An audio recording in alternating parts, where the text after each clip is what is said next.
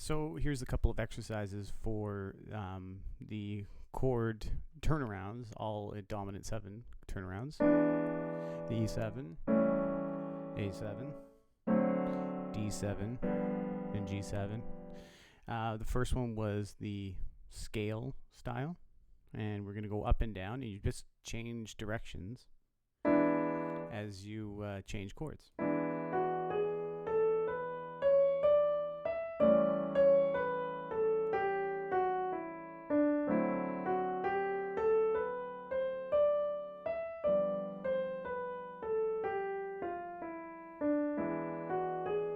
You have to get creative with fingering, right? But as you're playing it, you want to just change over into thinking that way. So remember, whenever you're playing that chord, right, obviously, sometimes it's inverted, sometimes it isn't. But you're looking for those specific notes, like G has an F in it instead of F sharp.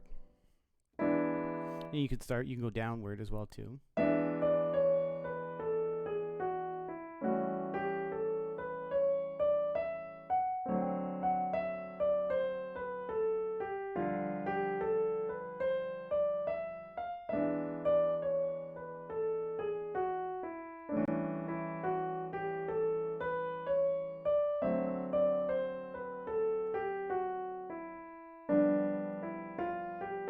And sometimes I went too far, sometimes I don't, right?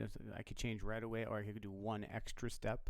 All that matters is that you're changing and you're just continuously walking, so it's completely seamless when you're going from scale to scale. And you just want that changeover to happen really quick.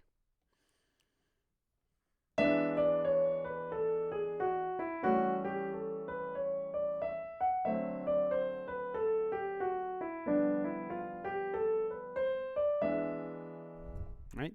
And then the other one was the broken one. So you're taking the chords instead, and we go up a chord, and we're just basically doing what is like again, just all chord tones, and that's it. And you just kind of try and find the closest note. Right now the closest note would be C sharp, so I'm going to go down. And then the next best note would be D.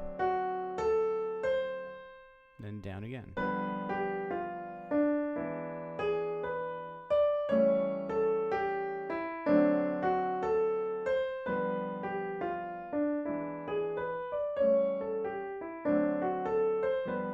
And of course, you don't have to do that. There are other things you can do. I mean, you could start downward as well, and see what you get there. There's a lot of options with what you can do, but I guess downward would be like this.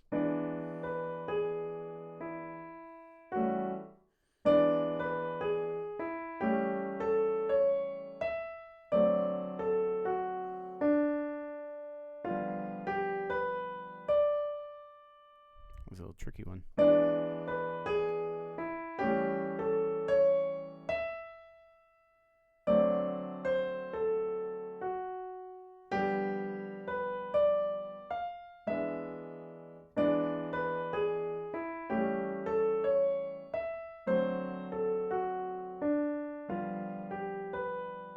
Definitely a lot trickier than going upward first. Anyway, those are your two basic ideas that you can work with when just to change the way you solo, and basically change